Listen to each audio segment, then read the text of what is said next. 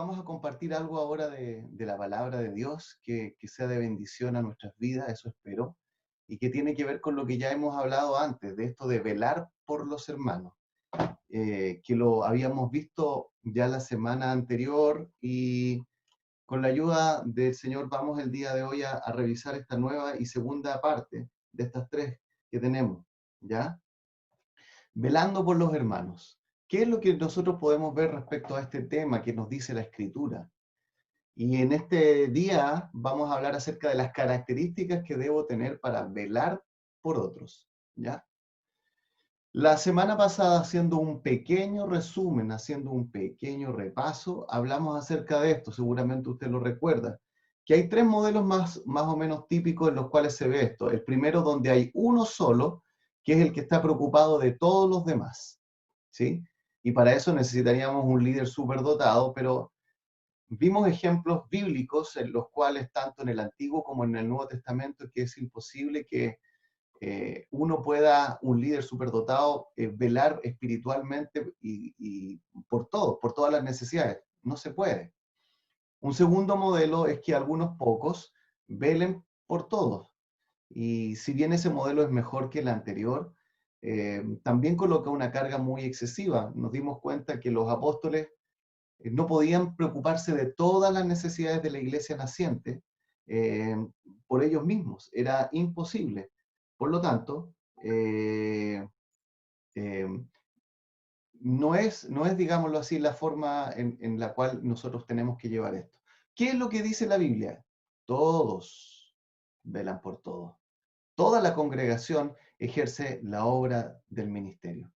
Y lo vimos la semana pasada, no vamos a repetir hoy acerca de eso, pero sí vamos a hablar, como decíamos, de algunas características. Sin embargo, eh, quiero que veamos una advertencia, porque toda cosa que uno pueda hacer en la vida espiritual también es bueno ver los beneficios, pero también es bueno de ver los riesgos. Y aquí por eso le puse un warning, una advertencia. Así que esto consiste en lo siguiente: ¿qué riesgos hay en este trabajo espiritual?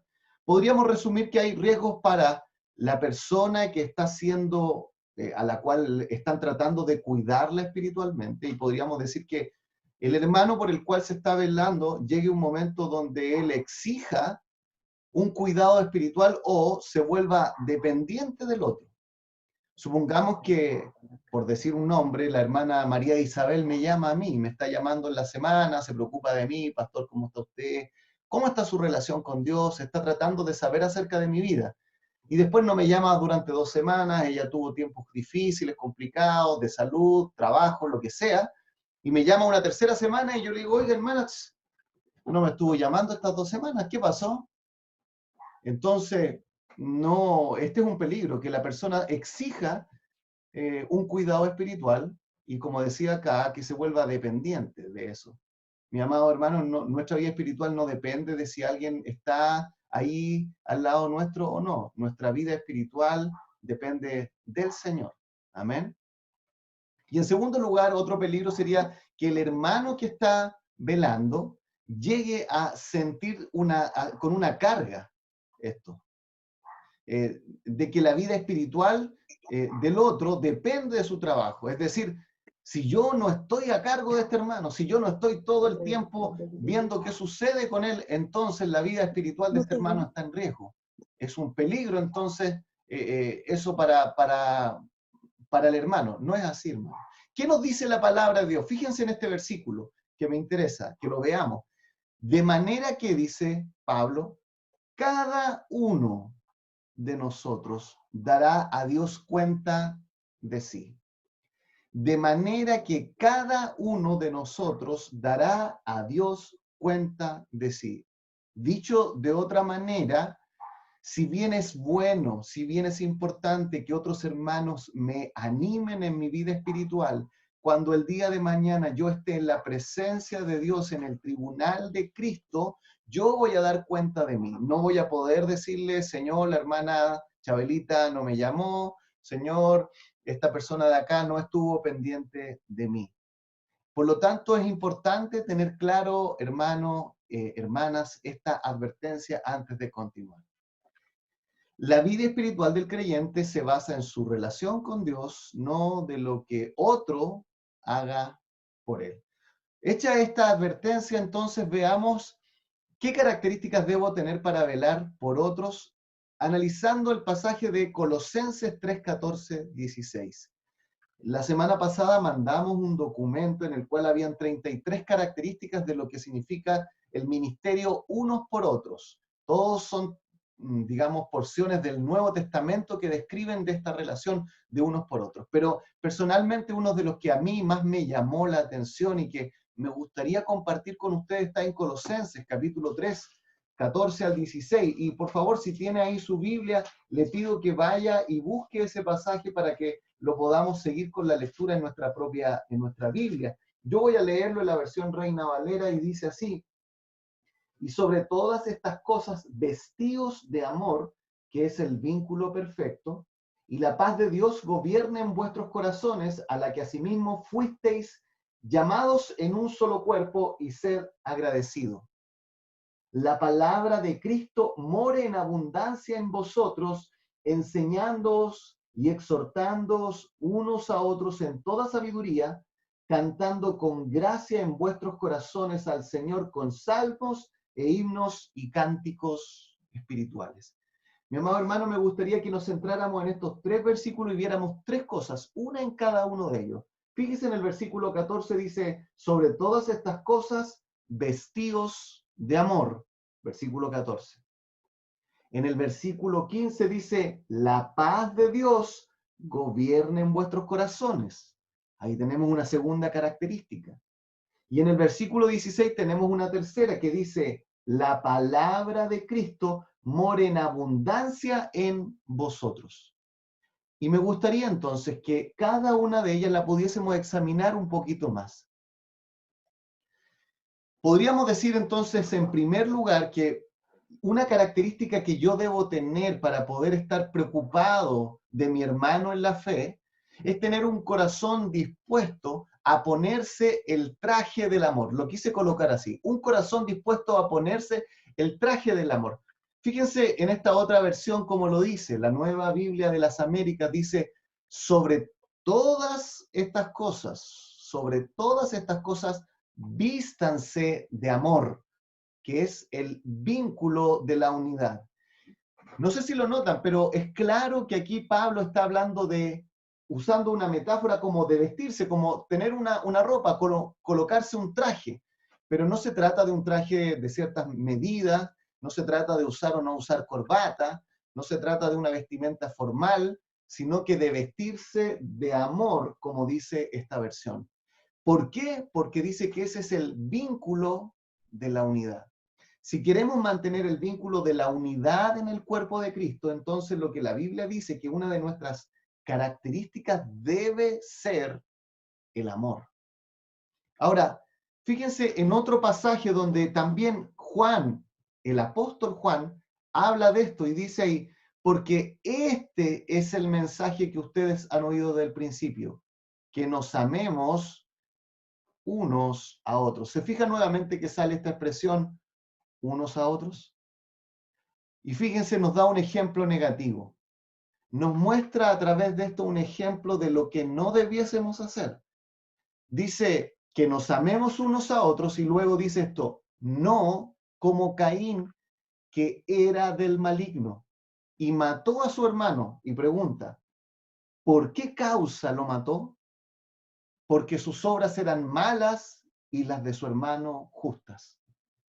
De tal manera que si vamos a tratar de preocuparnos espiritualmente de otros, la primera condición es esto: que debemos estar dispuestos a ponernos el traje del amor. No sé si ve esa imagen y si con esa imagen logra encontrar cuál es la historia bíblica a la cual se refiere. Bueno, no tenemos para qué hacer, especulaciones. Es respecto a lo que estamos hablando, de 2 hermanos, Caín y Abel. Y vemos en este caso a uno volviéndose contra otro. Tristemente, las noticias nos recuerdan vez tras vez cómo personas que debiesen amarse, que debiesen protegerse, y muchas veces se dañan. A veces son problemas entre hermanos, como pasó en esta historia bíblica. A veces violencia contra la mujer, como lo hemos visto esta semana y que ha conmocionado a nuestra sociedad. Y hagamos un escáner al corazón de Caín. Podríamos decir que lo más externo es que él manifestó una actitud violenta, agresión física, podríamos incluir aquí la agresión verbal, una rabia descontrolada, una ira que daña al otro. Pero había una motivación que estaba más adentro. La violencia era algo externo, pero internamente estaba actuando la envidia.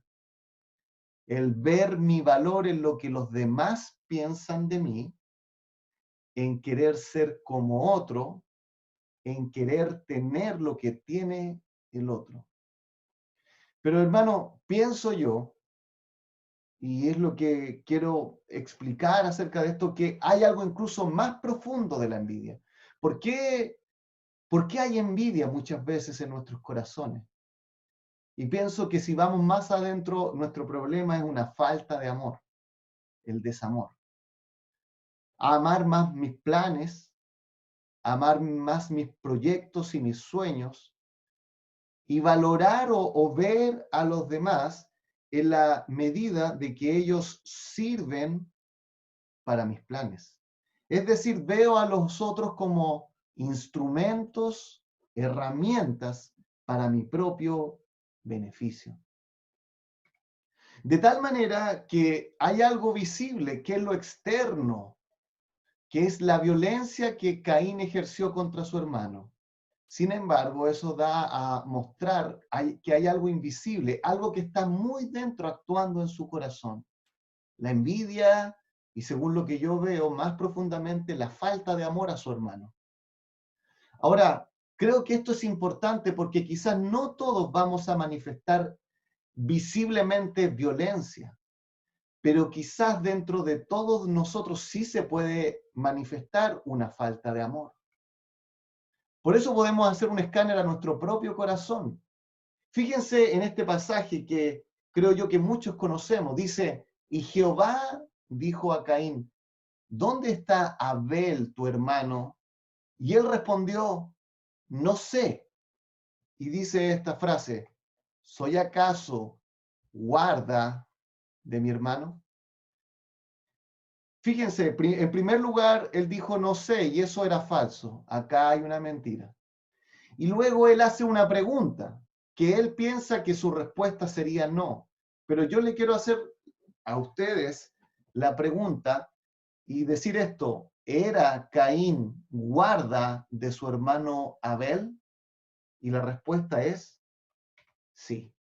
La respuesta es sí. Él era guarda de su hermano. Él era guarda de su hermano Abel. De tal manera que volviendo a este tema de un corazón dispuesto a ponerse el traje del amor, podríamos decir esto. El amor es algo que nosotros decidimos hacer en nuestra relación con otros. Nosotros debemos evaluar si estamos dispuestos a amar o no. ¿Sabe qué? Nuestra cultura nos ha influido, nos ha hecho pensar que el amor es algo que yo solamente siento, pero que de alguna manera si no lo siento, entonces nunca va a resultar. Pero no solamente eso, el amor es un mandato del Señor. Él en este pasaje que estamos hablando en Colosenses, le dice a estos hermanos, sobre todas estas cosas, vestidos de amor, que es el vínculo perfecto. Y señala entonces esto, que el amor es el vínculo perfecto en la iglesia local. Es la forma de mantener unida. Alguien puso así, tradujo así este versículo, que el amor es el broche de oro de la comunión cristiana. ¿Sabe qué? Mientras meditaba en esto, me encontré con este versículo que quiero mostrarles y que pienso yo que nos dice algo que es impactante. Fíjense, dice ahí lo siguiente. Perdón, aquí está, el segundo. Dice, que la paz de Cristo reine en sus corazones, a la cual en verdad fueron llamados en un solo cuerpo y sean agradecidos. ¿Sabe por qué este me llamó mucho la atención? Porque nos está hablando de que no solamente necesitamos amor, sino que necesitamos hacerlo en la paz de Cristo. Y fíjense que eso nos va a ayudar para mantenernos en un solo cuerpo. Por lo tanto, tenemos que tener un anhelo de ser gobernado por la paz de Dios. De tal forma que esta paz no es solamente una emoción interna que lo hacemos mientras alguien está meditando. En la Biblia, tener la verdadera paz de Cristo reinando en nuestros corazones no es una mera terapia de relajación, no es meramente estar con nuestras piernas cruzadas y haciendo meditación. No, la paz de Cristo se va a manifestar en este llamado en un solo cuerpo. Se va a manifestar dentro de mí, de poder estar en paz en mi corazón, de decir, lo que no puedo solucionar se lo entrego al Señor. Aquellas cosas que he hecho mal en mi vida, le he pedido perdón a Dios. Significa estar en paz con Cristo por medio de lo que Él hizo por nosotros y decir gracias, Señor, porque estoy en paz contigo por el sacrificio de Jesús. Y finalmente, significa también estar en paz con otras personas que forman el cuerpo de Cristo. Una vez alguien me dijo esto: no es fácil convivir con otros cristianos, pero debemos reflexionar que estaremos por toda la eternidad con ellos, con el Señor. ¿Se ha puesto a pensar eso? No es fácil vivir con otros cristianos, pero debemos darnos cuenta que viviremos con ellos por toda la eternidad con el Señor. Otro pasaje donde se habla acerca de esto se encuentra en esta porción en Filipenses, que dice, y la paz de Dios, que sobrepasa todo entendimiento, guardará sus corazones y sus mentes en Cristo Jesús. Lo que también han aprendido y recibido y oído y visto en mí, practiquen, y el Dios de paz estará con ustedes. Siempre me han gustado estos dos versículos. En el versículo 7 dice, la paz de Dios, y en el versículo 9 dice, el Dios de paz. Hay una directa relación entre la paz verdadera y quién es nuestro Dios. Él es el Rey de paz y quiere que nosotros, como sus hijos, entonces nos coloquemos el traje del amor y tengamos un anhelo de ser gobernados por la paz de Dios. La paz de Dios gobierna en nuestros corazones. La paz de Cristo brota de nuestra relación personal con Dios. La paz de Cristo se manifiesta en nuestra relación con otros creyentes. Y vamos entonces al tercer punto que quisiera tratar con ustedes el día de hoy. Un deseo de aprender de la Escritura para el bien de los demás. Fijémonos, ¿cómo puedo yo realmente estar velando por otros? Decíamos en primer lugar que necesitamos entonces vestirnos con el traje del amor.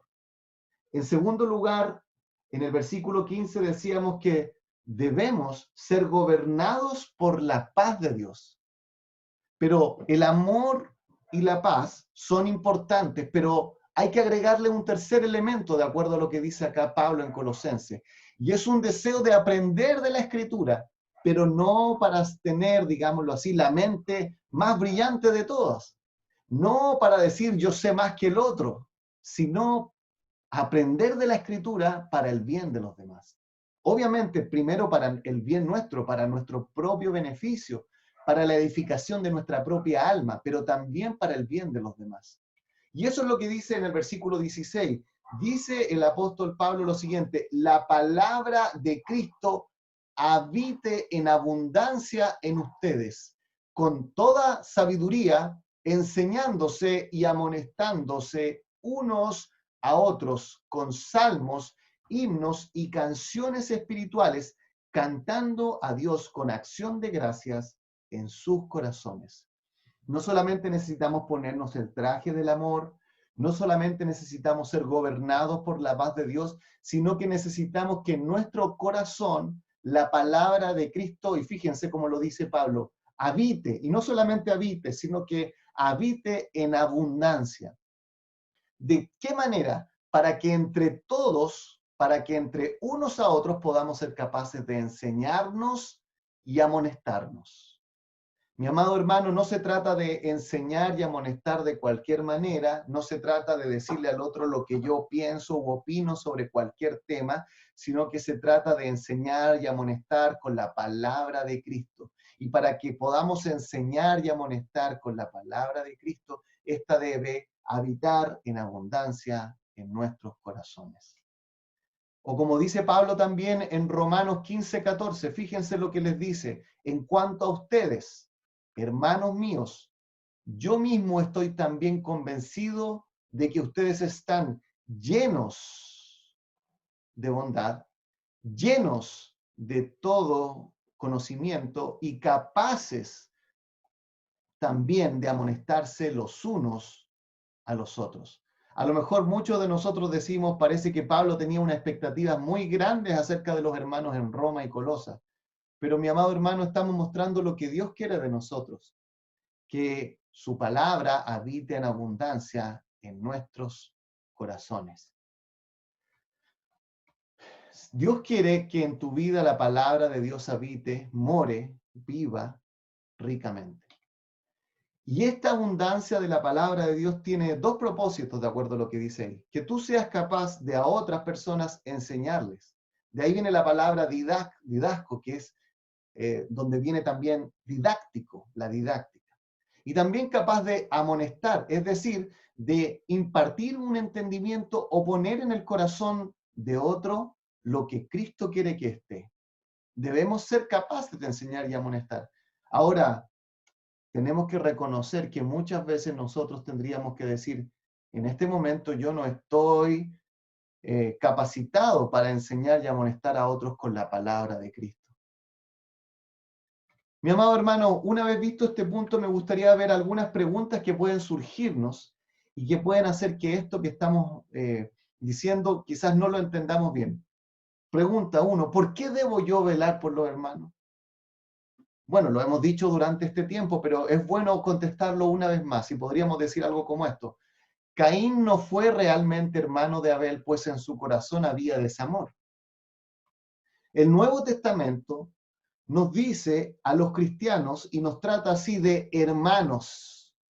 Esto aparece solamente en las cartas, sin considerar los evangelios, sin considerar el libro de Apocalipsis. Imagínense la cantidad de veces, 174 veces. Esto significa que no debemos mirar a las personas de la congregación como ajenos o como extraños, sino como parte de la familia. ¿Se imagina esto lo que significa tratar a otro de que es mi hermano? Estoy diciendo que él es parte de mi familia, que ambos somos pertenecientes a la misma familia. Veamos una segunda pregunta. ¿Qué sucede si soy una persona introvertida que me cuesta demostrar amor? Alguien podría decir, pastor, mire, me cuesta demostrar amor incluso en mi propia familia. Me cuesta demostrar amor con aquellos que son cercanos a mí. ¿Cuánto más respecto a las personas de la congregación? Pero quiero que piense esto. El amor bíblico no es algo que simplemente sientes, sino algo en lo cual trabajas. Dicho de otra manera, todos nosotros deberíamos pensar algo como esto. Señor, trabaja en mi amor. Hazlo crecer de acuerdo al amor de Cristo. Y aquí sale este versículo. Fíjense, dice esto, que el Señor los haga crecer y abundar en amor, unos para con otros y para con todos, como también nosotros lo hacemos para con ustedes. Este versículo podríamos estar analizándolo un buen tiempo, solamente déjenme decir dos cosas. Pablo está diciendo que si alguno de nosotros no tiene mucho amor, él ora y nos dice, voy a orar para que el Señor te haga crecer y abundar en amor. Para con otros y en el fondo para con todos, para aquellos que incluso son difíciles de amar. Y luego Pablo se coloca como ejemplo y dice, como también nosotros lo hacemos para con ustedes. Imíteme a mí, dijo en alguna oportunidad también Pablo. Número 3, no creo que pueda amar. He sufrido mucho en mi vida y he sido traicionado incluso en la iglesia. ¿qué hago? Hay algunos que en su historia de vida han visto que la única manera de salir adelante es poniéndole el pie encima a otro. En realidad en el mundo lo que existe es la ley de la selva, lo sabemos, lo vemos a veces en el trabajo, cuando a lo mejor un compañero está, digámoslo así, desplazando al otro y tratándose de llevar el crédito por un trabajo que él no ha realizado. Incluso vemos la traición a nivel de familias, hermanos que pelean. Y tristemente tenemos que reconocer que muchas veces eso ha sucedido en la iglesia. Y cuando yo he sido alguien que ha vivido en mi vida una traición, cuando he vivido yo eso incluso dentro de la propia iglesia, la verdad es que quedo casi anulado para poder amar a otros. Como que no me siento con fuerzas, con ganas ni ánimo de dedicarme a amar a otros. Pero quiero que medites en lo siguiente, hermano. Amar no es fácil. No estamos diciendo que sea fácil, pero es necesario. Es lo que el Señor quiere de nosotros. Piensa esto. Jesús fue traicionado por sus 12 apóstoles. Y dice la palabra que Él los amó hasta el fin en el Evangelio de Juan. Pablo dice que él vivió la traición de falsos hermanos. Eso sale en 2 de Corintios 11:26 y Gálatas 2:4. No vamos a buscar estos versículos, pero si tú quieres puedes revisar estos pasajes y darte cuenta de cómo Pablo también fue traicionado. Y Pedro incluso advierte que entre el pueblo de Dios van a haber falsos profetas que van a dañar al pueblo y muchas veces vamos a sufrir por hermanos con desamor, pero otras veces podemos sufrir por la causa de falsos hermanos e incluso podemos llegar a sufrir por falsos profetas que hablan en nombre de Dios. Pero ninguna de esas cosas nos quita este mandato que el Señor nos da de que debemos amar. En cuarto lugar, ¿acaso no seré muy vulnerable si expongo mi vida a otros? Pastor, si yo voy a entrar en una relación cercana con otro, lo más probable es que van a llegar momentos donde vamos a vivir preguntas incómodas, preguntas personales. Bueno, pensemos esto. El levita Asaf no tuvo problema en escribir un salmo para explicar su lucha contra la envidia. Eso lo vemos en el Salmo 73. Él escribió un salmo para mostrarnos cómo él luchaba contra la envidia. Y podríamos decir, ese levita no debiese haber contado ese problema, pero no solamente él lo contó, sino que él lo dejó para nosotros y lo podemos leer y conocer el corazón de este hombre. En segundo lugar, el rey David no ocultó las terribles consecuencias en su vida del pecado con Betsabé y también escribió un salmo. ¿Sabe lo que yo veo en estos dos hombres? Que estuvieron disponibles para mostrar lo que había en su corazón.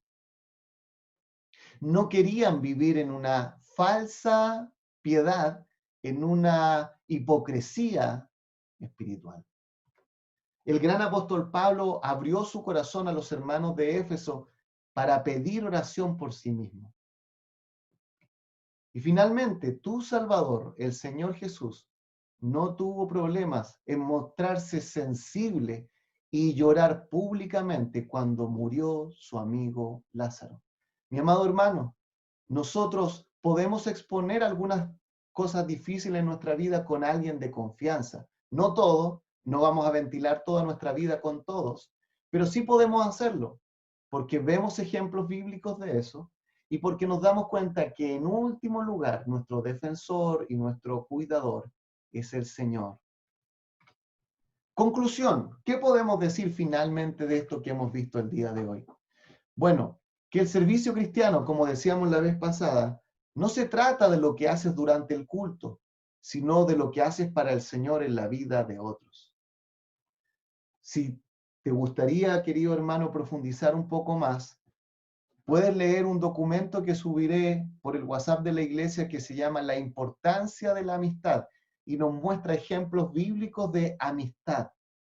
Y también puedes revisar otro sitio que lo voy a colocar acá, donde aparecen 11 proverbios de la amistad. Es un estudio del libro de proverbios que hablan de la importancia de la amistad, obviamente entre aquellos que aman al Señor. Y quiero terminar con este versículo de Primera de Corintios 12, versículos 25 y 26. Sino que sus miembros se preocupen por igual unos por otros. Sino, si uno de los miembros sufre, los demás comparten su sufrimiento. Y si uno de ellos recibe honor, los demás se alegran con él. Creo que es un buen resumen para esto que estamos viendo, mis queridos y amados hermanos. Gracias te damos, Señor, por este tiempo que hemos visto acerca de características que debemos tener para mostrar nuestro amor hacia otros. Señor, ayúdanos para que esto se pueda hacer una realidad en nuestras vidas. Te lo pedimos, Padre, en el nombre de Jesús. Amén.